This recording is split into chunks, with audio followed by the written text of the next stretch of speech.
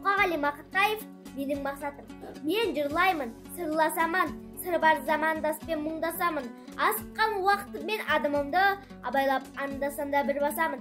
Көгендеп жыр қосағын, келмейді жыр жасағын. Бөгендеп бетон менен қоя алмаймын, өзінше емін еркін туласағын.